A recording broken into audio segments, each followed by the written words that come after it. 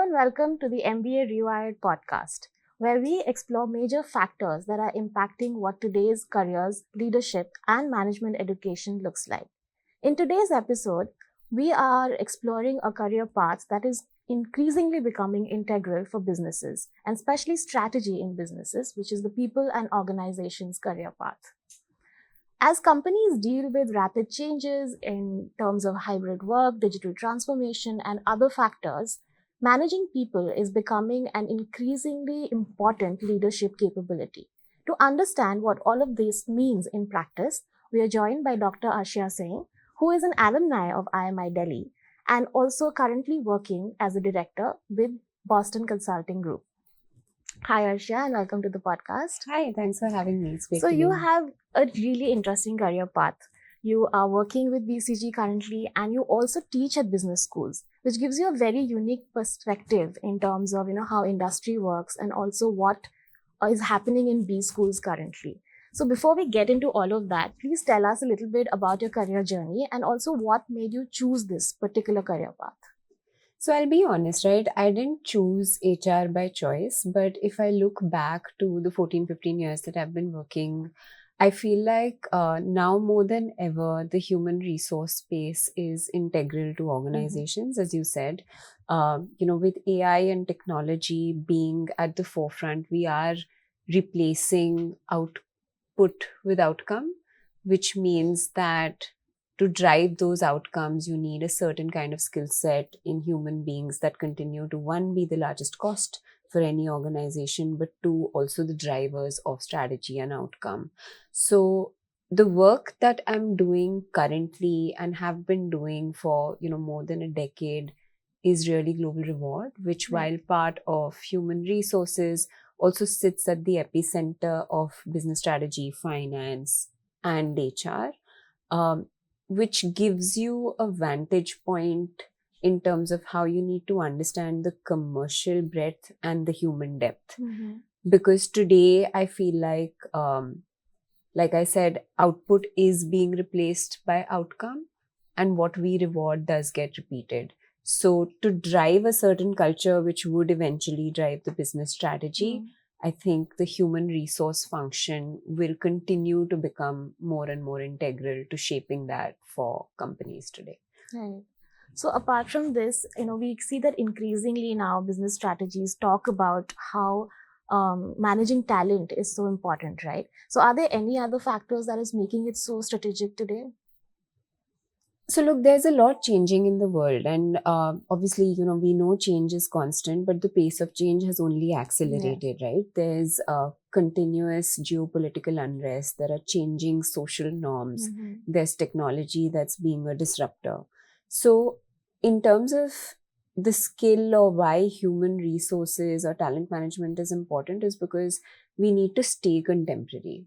We need to stay ahead of the curve, and that's just giving us a baseline. Being ahead of the curve or staying contemporary right now is not an advantage. It's really not. It's us just being able to thrive in the status quo, because 2 days later there'll be something else. And nobody is insulated from that change that's happening macroeconomically, that's impacting every business and therefore impacting every individual. So even in terms of the regulatory landscape, right, there's a lot that's changing. Because if you think about, the amount of emphasis on data privacy, the amount of emphasis on transparency, equally there's this very sort of centered nationalist sentiment that's come in, where global companies, you'd have local markets saying that, oh, we want to stay within ourselves. Why should we use a Microsoft? Why should we use a Zoom? These are all. So I feel like awareness of what's happening in the world, the direction towards which the world is going, and paring back from that in terms of what it means for your business, therefore the kind of talent you need to drive that outcome. It's always a future back approach, I feel, which works. So to know, where your business would be in 2030, and therefore start building the skill now for that is where, the whole talent management, human resources, rewarding the right behaviors comes into the picture. Yeah. So, it's very interesting because you've mentioned so many different aspects of what this career path looks like. But I think a lot of aspiring, students or young people who want to work in this area, they're very uncertain of what actually it entails, right? So, what does a typical day in your work look like? What does this career path, for somebody who's interested in getting into it, what should they expect? So I'll talk about, since you're asking me about a day in my job. So my job, like I said, is global reward, which means think of it as sitting at an intersection of being, let's say, a diplomat who's working with CFOs and CHROs across 60 different countries to try to achieve a locally relevant yet globally coherent outcome. So when I say reward, it's essentially what the employee value proposition needs to be to drive the right behaviors needed to drive the business strategy and outcomes. So my work is not about spreadsheets. Spreadsheets is hygiene, which is why I would say that numerical literacy, especially for HR students across a lot of B schools, I have noticed even now, surprisingly, that there is a little bit of hesitation. There's a little bit of, fear of numbers, especially with people specializing in HR. So I would say numerical literacy, comfort with data analytics, comfort with artificial intelligence, but then empathy. Because when I say that, think of it as, a diplomat going across all of these markets to make sure that, you're influencing without authority. Because in the end, the matrix structure is what has become a reality versus a typical pyramid or a typical hierarchical organization structure. And in a matrix structure, collaboration is the special sauce. So alignment is the outcome versus decision making. So in my role, I may not always get to be the decision maker, which is far less complex than, having those 70 odd people align with what you're recommending, see those curves and peaks and troughs in that journey. But the magic is when that outcome is delivered, it gets 100% adopted because everybody is on. So it's very interesting that you say this because I was just coming to the next question. I'm sure you meet a lot of young aspirants who are, gunning to get into this role. So, and now we have a lot of accelerated change, like you mentioned. So when a student is, or a young aspirant is an MBA student, what kind of skills should they be then looking at developing? And do you see a skill gap when you're talking to these new aspirants? So 3 things come to mind. One, like I said, foremost is empathy. I think everybody's acknowledged this. The second would be numerical literacy, like I said. Third would be analytics and technology. So if I talk about empathy, the reason for that is, like I said, aptitude to a large extent has already and will continue to become replaceable. Emotional intelligence won't. And to be able to influence without having the authority as starting candidates, it is the relationship skills, the human depth that candidates it'll give them that advantage. And yes, I do see that as a gap because, this incoming generation have grown up in an environment of technology. The way they interact with another human being isn't at the level where organizations would possibly like it to be. So that's one. The second, in terms of numerical literacy and commercial depth. So you have to, I think B schools need to invest in 2 areas, but in parallel, not distinct from one another. So it is reading and understanding the P&L along with what it does to your people strategy. So it's P&L and people combined. So to be able to, at the end of the day, I'm a strong believer that data can speak any language you want it to speak. You give me a data set, I can spin any story out of it as long as I know what that outcome is, which is why some of my questions before we started this podcast, right? So I feel numerical literacy. And when I talk about data analytics and technology, I don't mean that you need to be a coder. You don't need to make an app of your own. But yes, be a strong user, because again, I don't think AI will take your jobs, but the next person who's using it better than you will definitely take your job. Right. So you have to use it in a way that it gives you pace, it gives you value, but it's not going to give you blue ocean strategy. It's going to give you the mind space to think critically and to think of new ideas. Because in the end, at least as of right now, the new ideation is not happening from AI. There are a lot of hallucination errors and things like that. They'll package it up as something that's new, but it won't really be. So the business context, so it's literally joining the dots that you would be able to think of as an advantage. So these 3-4 areas, I feel, if students are able to, really take the bull by the horn and move forward, I think that's really going So to be these are the critical. skills they should be looking at developing while they're doing an MBA. Yes, and equally, I feel like somewhere we need to teach people how to deal with friction, how to deal with differences in opinions.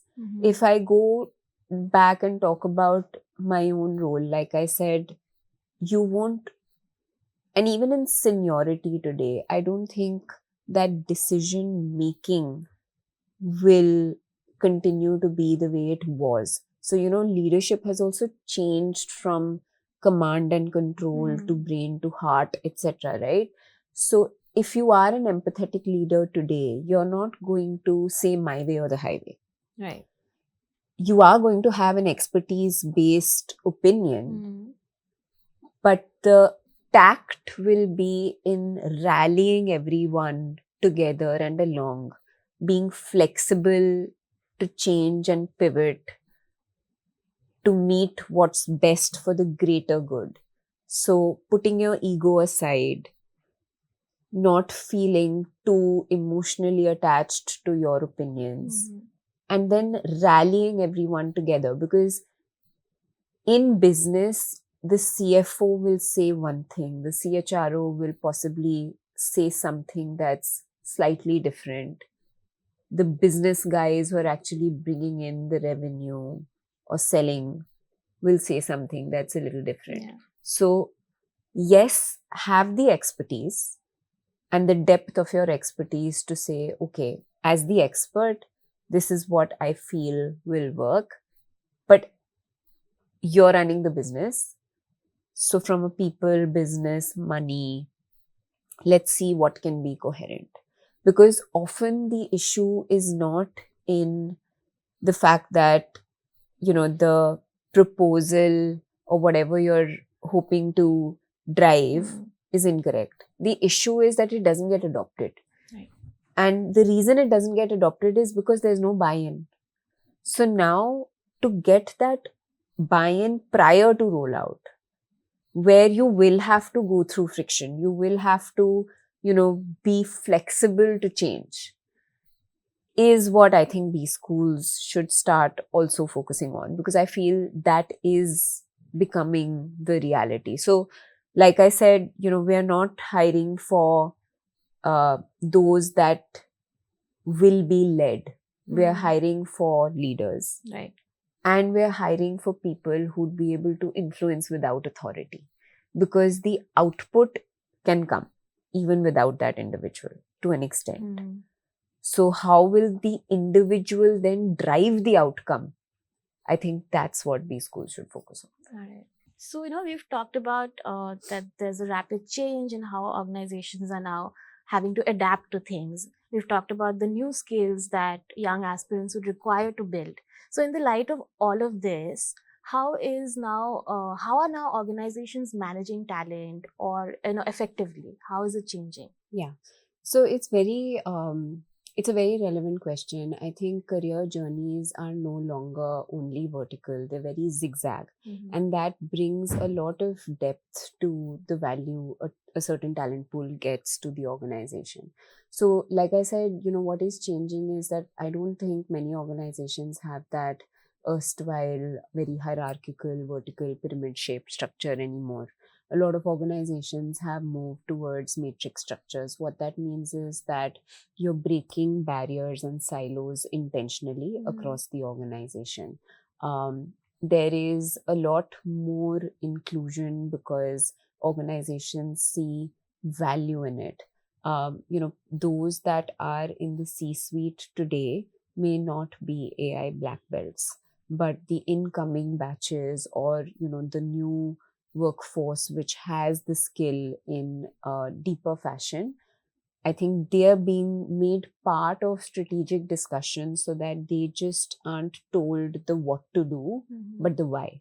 Right. So unless they know the why, I don't think that outcomes would benefit the business either. So there is that openness now much more than before. Equally, a lot of organizations are also moving to discarding labels. What that means is, especially if you think of, let's say, any generalist consulting track in any organization, right? At the hiring point, they're not hiring for specialization anyway. Your generalists that may be staffed on, a people project, you may be staffed on a, private investment sort of project, you may be in a supply chain project, it may be across industries, it may be in one industry. And that strategically is the model that a lot of consulting organizations have had. You hire generalist strategic management consultants. You're not hiring for specialization. So often, there's always this debate of, what does the workforce look like? Yeah. Is it T-shaped where, there's breadth across various domains? Is it V-shaped? I personally believe that it is the T-shape that's going to be the way forward, because specialization in a very niche domain and that expertise is in my pocket. But to be able to have that big picture bird's eye view to say, okay, so zooming in and zooming out is, I think, what will work. And structures are reflecting that, both to enable pace and decision making, to meet the aspirations of the incoming workforce, because it is a multi-generational workforce, and we do have boomers and Gen Zers who need very different things, and to keep them engaged to drive the right outcomes for the business is also critical for organizations to think of. So it's a very unique opportunity that organizations have to really optimize the value that each demographic in their talent pool 100% will bring. But it's not a one size fits all. So their structures, both in terms of their organization, equally their pay structures, right? I'm a strong believer of what you reward gets repeated. And pay and reward is one of the strongest levers of the culture you want to drive in an organization. So regardless of, the values that you have being flashed up on posters and screens, if you show me the pay structure of an organization, I'll tell you the values that they really have. So are you really rewarding collaboration, or are you just saying it? Yeah. Are you actually rewarding individualized competition, which in the end may not work for the greater good? And again, it's very specific to every organization. There's no right answer. Yeah. But the fact that, you use all available levers, whether it's your structure, whether it's your pay, whether it's the flex or whatever, your entire EVP, to really optimize a multi-generational workforce, a workforce that needs space, a business that needs space, I think all of that will be the reality, and in fact already is. Yeah. So of course we see structures changing, and like you said, there are multiple different generations now working together. So in the light of this, do we have any newer emerging roles in this domain now? Yeah, I mean, I myself have been very surprised. I had never heard of a role called AI ethicist. We have roles like these now being, posted and things like that. So 100%. One, there are new roles that are emerging, which is a very positive thing to see and hear and boast about, because there's also a lot of anxiety in terms of, roles being chopped or certain roles Yes. becoming fully Obsolete, automated yeah. and obsolete, right? So net, despite technology and AI, there will be far more roles net than there were before. It's Mhm. just that those roles may be different. Our expectations from existing roles might also change. So also equally given, the kind of regulatory landscape, geopolitical landscape that we have, compliance, legal, um, ethical use of, data Right. privacy, all of that will become increasingly important because organizations are at reputational risk also. Mhm. So we have newer roles coming up, of course, and the structures are changing. So in the light of all of this now, how or what kind of courses or programs should B schools introduce or change to sort of prepare students, young aspirants, to get into this field? I would strongly encourage some ways to build soft skills a lot more. Mhm. I've already spoken about, commercial depth across all courses. To be able to, you don't have to be a finance expert, but you need to be able to read annual reports, Right. P&Ls, understand the business, understand the strategy, not just today, but, what could be the strategy 5 years later, what the shape of the business is likely to be. And so then, therefore, what are the skills that you need today? So, um, commercial depth, understanding the business, soft skills in terms of, having the emotional quotient and empathy to influence outcomes without necessarily having the label to decide. That's extremely important. Being okay in a ecosystem that has heat without drama, Mhm. playing that role of, bringing everybody on board with tact, um, is important. I really feel, the relationship orientation is critical. One thing that, one framework that I've seen a huge unlock in is they say that relationship excellence is credibility into reliability into intimacy divided by self interest. Whether it's consulting, whether it's any other organization where you're building relationships, I've found this to be very powerful if you're able to really understand what it means. So, credibility comes from expertise. Mhm. What is it that people will always think of you for? Are you the problem solver? Are you the crisis person? Are you an absolute expert in a domain? What Mhm. is it that you're synonymous with? What's your USP? What are you known for? Whether you're in the room or outside the room, what is it that people say about you behind your back? That's Mhm. credibility. And work on your strengths, strengthen your strengths, right? Maybe some kind of reflective courses for B schools to, introduce that helps people realize what their strengths are and continue to strengthen them. The second was reliability. Reliability comes from, I'm there for you, I'm going to hold your hand through Mhm. this, you're not in this Yeah. alone, I'm there. So, responsiveness, um, making your stakeholders feel like you're in their corner, you're there to help them. Intimacy is just get to know the person, connect at a human level. Mhm. A lot of times in organizations and a lot of, B schools also have tenured applicants, right? They're laterals Mhm. who get placed from campus. So when we talk about intimacy, it's invest time in relationships. I I don't see that happening as much as, I did even in, let's say, my parents' generation. Everything was relationships. Like you often said that, a deal or a merger is not between two businesses, it's between two people Mhm. and how they connect. It's all about trust. Right. And divided by self interest means that when you're making these connections, Mhm. have the other person's interest at the forefront. So this equation helps build trust. And in the end, because you would join an organization, it's all going to be anchored on trust based on these facets. So if there are ways in which, B schools can simulate what that could look like in the corporate ecosystem, and it's not just, and with hybrid working and things like that, there's a larger risk of people being siloed. Right. There's a larger risk of people, sitting in a corner, head down in the laptop, turning it off at 4.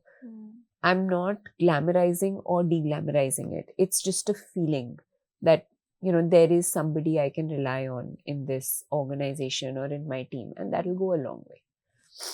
So B schools need to prepare their students for all of this, how to handle all of this and cater programs around this. I think there's a little bit of baseline assessment also needed. I don't know. See, with the landscape of, the world changing, even the way not just organizations are hiring, but even the way B schools are selecting candidates based off of an aptitude test, I don't know how relevant that is or will be in times to come. Because organizations are not hiring for aptitude anymore. I don't think they are. Or at least I don't think they will going forward, or they should. Because aptitude sits with me. I can have like a panel-based expertise from AI, right?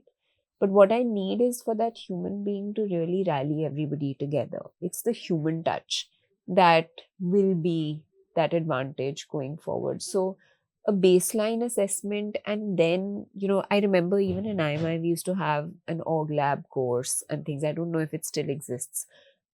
But things like that help them make connections, continuously drive the message that, these peers in your classroom are going to be your networks going forward, and invest in relationships authentically. I think, all this cold calling and networking over LinkedIn and things like that, none of that has that denominator of low self-interest. So be a giver. You can't, climb mountains alone at the end of the day. It does take a village. And that risk of, you don't know what you don't know. I'm the expert. I'll tell you. You'll be surprised what the other person knows. Yes. So, yeah, I think just focusing on some of that. But equally, I think don't just teach frameworks. Like I said, also teach friction. That it's your outcome. I think even typically the way, even when I teach in B schools, I've also been guilty of this, is that if I ask a question and somebody comes up with, fabulous framework that really ticks all the boxes, my question literally ends there.